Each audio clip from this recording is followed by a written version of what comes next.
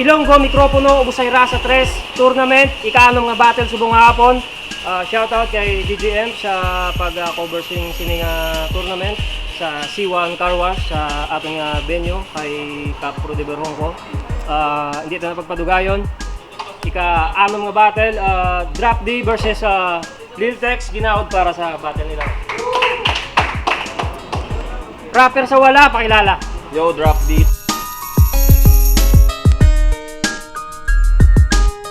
Drop Soldiers, Aklan Hip Hop Movement, shoutout sa IBN sa Kapatid Territory. Rapper sa to, pakilala.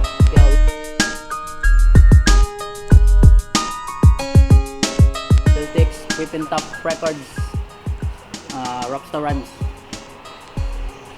Shoutout Disenyos Clothing, Batang Kalye Clothing. Nagdaog sa toss coin si Drop D, in pilihan mo na si Lil Tex, 2 minuto para kay Lil Tex, pamatihan ta. Drop D, kamusta? Ready ka na bang matusta? Di mo kasi napupuna. Di ito biyaheng langit. Sa impyerno to papunta. Kamusta isang buwan mo na preparasyon? Sa akin kasi 3 gabi ko lang ginawa ang iyong pansyon. Kaya't di ko kabisado masyado pero alam kong kakayanin ko hanggang dulo para madurog ang katulad mo pero di ko ipapahiya to.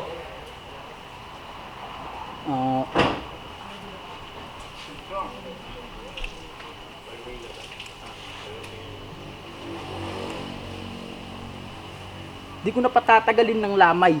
Ayoko kasing may tumatagal sa hukay. Gusto kong ilibing ka na kaagad. Time na muna, bro. Kaya pa natin sa Lil Tex. Yo, check! Real talk, because of my exam, I don't have time to this barrel. I don't have time to prepare, and besides, I don't even care about you, man. Sa katunayan nga di natin sinulatan, freestyle lang to. Oh well, fuck you! Anong akala mo magpapatalo ako? Wala naman sigurong gagawa magsasaya ng pamasahe papunta dito tapos magpapatalo lang, di ba? At isa pa, ayoko sayangin yung oras nila. Kaya sa inyong lahat, huwag kayong mag-alala. Hindi masasayang ang inyong pagpunta. Entertainment pa lang gusto nyo masaksiyan eh. Pues makakakita kayo kung paano kumatay ng tanga Ubusay Rasa game! Hey! Tama na, biruan. Oras na ng paglupig. Piring sa mata at bibig. Manalangin ka na sa taas habang nililigari ang liig. Hampas sa buong katawan hanggang sa hiningay mapatid. At ng iyong mapatid na wala akong sinasanto kahit na kapatid. At di mo ko masisindak sa bara mong dala. Dala ko'y palakol na pang sibak. Sa katulad mong tanga. Hanggang sa bungo mo ay mabiyak kasi wala namang laman. Kasi wala namang laman ng utak. Walang kaalaman. O ano, paputol-putol ba mag-rap? Minsan di makasabay sa beat. Inaamin ko, di ako panggap. Di naman katulad mo na puro hangin ng bitbit. At abutin mo sa akin masaklap. At alam mo kung ano yung masakit. Ang tunay na di mo matanggap na nilalamon ka na ng inggit. At malakas ako mamood trip ng rapper. Kinakain ko ultimo, hindi handa. Malakas din naman to mamood trip ng rapper. Kaso nung lumpia. Kaya kapag siya'y may peanut ay tsak may palaman sa tinapay. Pero kapag ako may peanut ay tsak may ilalamay. Oops, wordplay. Ano, papalit-palit mo na skema sa bawat tema nakakalito. Hindi mo makita ang suntok sa pabago-bagong anggulo. Wala makakapigil sa dala kong panganib. Kahit anong gamitin mo stopper, patay ka sa dala kong angle. Angle, grinder, at last, wala pa tayo sa dulo ng digmaan. Kaya hindi ka pa pwedeng humimlay. May dalawang yugtupan ng patayan. Hindi mo pa 2 oras para mamatay, 2 minutes. Round 2 game. Sinabi mo kapatid kita, di kita kamuka, tang-ina ka. Well, those words I speak came out from my mouth is just like a shit. Pareha sa imo, wala pulos. Pero, padayunon ko nagyapon, ay pag-ulo ko ayo, mas nag... Tabi ko. Kapagilid ko.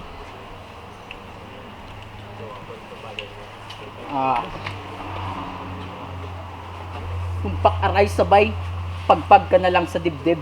Pagkatapos mo marinig ang mga makatang di mo inakalang, nananahimik lamang at nakatago sa liblib. Talagang wala akong baon. Bro. Time! Yo, round 2 game. Sa unang bira, Meron na kagad bigwas. Naka-trace, kada vital points, kaya wala na yung ligtas. Magmamarka itong sakit na para bang bulot mga tigdas. Pero bago kita paslangin, ibibigyan muna kita ng benditadong basbas game. Game! Lil Tix, ngalan niya. Sa pagbuo pala ng rap name, palpak na. Kung ginawa mo na ng Lil Tix, pwede pa. Total, pareho lang naman masagwa ang laswa. Parang dede ng jowa mo, tabingi pa yung kabila. At sa wakas, nangyari din ang pinaka-aantayin yung laban. Drop D versus Little Tekla. Prank ba to? May nakatagong camera. Hindi naman sa pangmamaliit eh. Wala na ba dyang iba? Kasi wala namang kalakasan itong iniwan ng kasintahan. Iniputan sa ulo tapos binabayaan. Iniwanan pa ng supling tapos di na banilikan. Nag-wordplay na pala ako pag sinabi kong may bata yan. At ngayon, naghahanap pa ng gustong kapalit. Gustong ipasa ang obligation.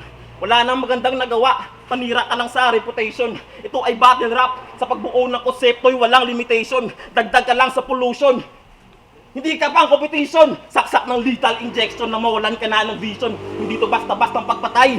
Ito'y Alabama execution. At hindi na bahagian ng talino. Kulang sa kaalaman. Kaya paano ka nakalusot? Sasalaan. Paano? Panay-excuse. Puro paraan. Pero isa lang kakalabasan nitong laban. Siguradong patayan. At siya nga pala, may pinapasabi nga pala yung tropa ko si Yang G doon sa amo mong si CJ ko, kumusta na siya. Ilang taon na din na lumipas no binaon ni Yang G yung amo, buti na buhay pa siya. Pasalamat na lang amo mo at si Yang G naawa pa sa kanya. Kaya after ko dito sa bata mo CJ, isusunod kita. At ikaw, mananatili ka lang sa iyong tangkay na malapit nang maging malamig na bangkay. Pero bago ang lahat, may huling yugto pa ng patayan, di pa to oras para mamatay. 2 minutes ulit. So, round 3. Grabe. Grabe yung kakasiksik. Talagang hinanap mo yung buhay ko. Sanabi mo wala kang pake sa isang katulad ko. Tangina mo, di ako iniputan sa ulo. Mas nauna ako. Ginawa ko pa silang 7. Ang ina mo, bago ka magyabang, alamin mo muna yung tamang istorya. Di ako iniputan sa ulo, tang ina mo.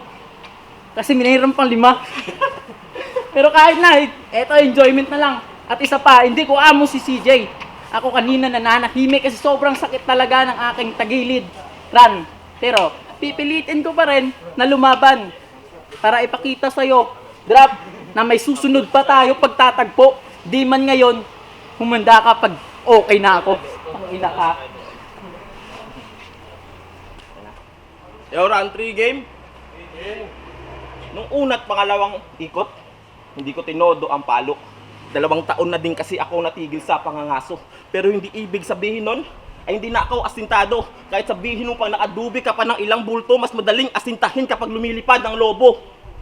At nagpakilala yung mabait at pinakabanal. Kasama niya sa lahat ng tinatahak, ginagabayan sa pagtanghal. At siya daw ay alagad ng Diyos. Ikaw ba'y nakakasigurado? Bakit wala akong maalala na isa ka sa alagad ko? At diba hinasa ka ng CJ para hindi maulat sa paglaro? Hinulma ka ng maayos, inaya niya kung saan niya gusto. Pero hindi mo ba napagtanto na niloloko ka lang nito? Na hinasa ka lang ng CJ para may panglaslas ka sa sarili mong pulso? At paano naman kasi? Nasa iisang bracket lang kayo. O di ba nakakalungkot? Tadhana na mismo ang nagtangka para magharap 2 supot. At binaon na kita ng una't pangalawang ikot. Buti nakatayo ka pa. Hindi ka ba nagtataka? Ba't nabuhay ka pa? Wala ka nang maramdaman, hindi mo ba mapagtanto na isa ka na lang ligaw na kaluluwa at nakakasura ng multo? Pero may pag-asa ka pa mabuhay. Bibigyan pa kita ng pagkakataon. Basta magdasal ka at ako hilingin mo maging kampyon. Paano kasi? Puro hinaing, puro pasaring, puro pagkukumpara, ay di naman tayo magkasing galing. Sa mga malalakas ang hilig pang ihambing ng sarili. Hindi ka na ba nakakawala sa pagkakabugnot? Kung alam mo pagkatalo mo ang isang lunas at siyang gamot, dapat bang magpaliwanag? Dapat ba bang liwanagin na sumali ka rito para buhay mo magkataning? At nakuha mo pa magpalahi. Isa ka na maganap na palamunin. Diyan siya magaling sa kabaitan na magulang kanyang abusuhin. Ibis na ituwid ang buhay, hangarin niya pang wasakin. Sige, ang motto niya sa buhay, laban lang ng laban habang may buhay. Nang hirap ng buhay ay hindi niya sapitin. Sige Lil Tix, labang ka lang ng laban hanggang sa buhay mo kuwain. At ito na ang dulo ng digmaan. Nakabasta na ang iyong himlayan. Pinaparating ko lang sa'yo na meron kang kalalagyan. Pero binabati kita, tumabot ka sa sukdulan. At pasensya na din sa lahat, hindi ko nabigay ang inyong inaasahan. Pero meron akong regalo sa aking kaibigan pagbalik ko ng kanluran. Bitbit ko ang pugot mong ulo pag uwi ko ng Aklan. Time. Sayang. Ilonggo mikropono, Busay Rasa 3. Ika-6 nga battle, Drop D versus Lil Tex. Ginawad para sa battle ng boto sa hurado, 5-0 para kay Drop D judges. So shout out kay Liltix, may nararamdaman eh. Bawi next time tol. Okay na siguro wala judges, kita katanungan kung paano to kung paano nagdawag si Drop D. Kaga gina-congrats ko si Jab Jab versus Yannick Lloyd. Automatic advance si Jab Jab.